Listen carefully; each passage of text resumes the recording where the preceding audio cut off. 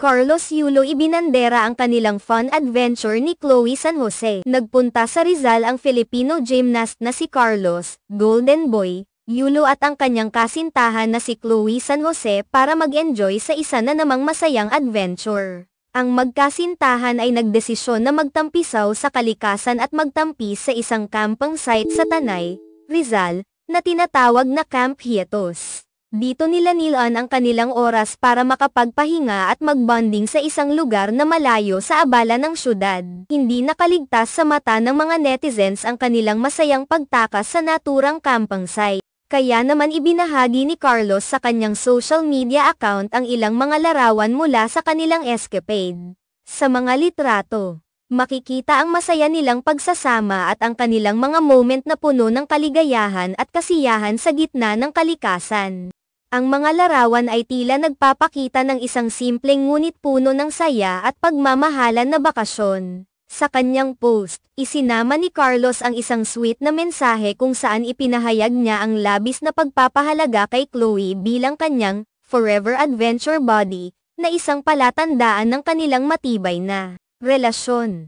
Adventuring into the wild with my forever adventure buddy. Ang caption ni Carlos na puno ng pagmamahal. Hindi lamang ito isang simpleng post para kay Carlos, kundi isang pagpapakita ng kanilang matibay na ugnayan at ang kanilang pagnanais na magkasama sa mga simpleng bagay sa buhay. Ang pagiging adventure buddy ay hindi lamang tungkol sa mga pisikal na aktibidad na kanilang ginagawa, kundi pati na rin sa pagkakaroon ng magandang relasyon at pagtutulungan sa bawat hakbang sa buhay. Bilang isang kilalang atleta, si Carlos Yulo ay patuloy na gumagawa ng ingay sa larangan ng gymnastics. Kaya naman nakakatuwa na makita siya sa isang mas simpleng setting kung saan siya ay nag-e-enjoy ng oras kasama ang kanyang kasintahan. Sa kabila ng mga abalang schedule at mga international competitions, naglalaan pa rin sila ng oras para sa isa't isa at para magsaya. Si Chloe, na naging matibay na suporta sa buhay ni Carlos, ay nagpapakita rin ng suporta sa kanyang kasintahan sa pamamagitan ng pagiging kasama niya sa bawat hakbang ng kanyang buhay. Mula sa mga pagsasanay hanggang sa mga maliliit na paglalakbay tulad ng kanilang camping trip sa Rizal. Sa kabuuan,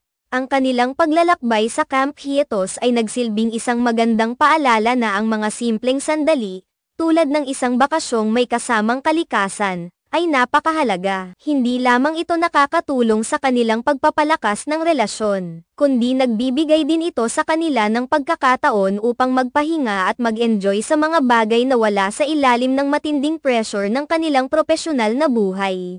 Marami ang nagustuhan at nag-react sa kanilang mga post, na nagbigay ng mga positibong mensahe at papuri sa kanilang relasyon. Ito rin ay isang patunay na, sa kabila ng lahat ng tagumpay at fame na kanilang tinamo, mas pinahahalagahan pa rin nila ang mas personal at malalim na mga koneksyon na mayroon sila sa isa't isa.